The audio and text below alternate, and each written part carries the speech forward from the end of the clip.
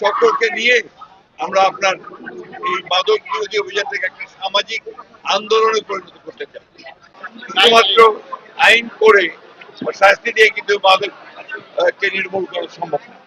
আমি বিশেষ করে আমরা ঠাকুরগাঁতে যে পদক্ষেপ নিতে যাচ্ছি সেই পদক্ষেপগুলোর ফলে আমরা কিছুটা ইতিবাচক ফল লাভ করবো অবশ্যই। আমরা চাই আপনার ব্যাপারে একটা ইতিবাচক ভূমিকা পালন করবেন এবং এর প্রচারটা করবেন। এর মূল কাজটা হচ্ছে প্রচার করা যে মাদক খারাপ জিনিস, মাদক ব্যবহার করা উচিত না। আমরা মাদক বিরোধী অভিযান ঠাকুরগাঁতে শুরু করেছি সকলকে সম্পৃক্ত করে। আমাদের জেলা প্রশাসন, জেলা পুলিশ সুপার থেকে শুরু করে আমাদের যত সরকারি কর্মকর্তা আছেন, স্কুলগুলো আছে, কলেজগুলো আছে, রাজনৈতিক দল আছে, আপনাদের এই সাংবাদিক প্রতিষ্ঠানগুলো আছে, এইভাবেই যে আমাদেরকে এগোতে হবে।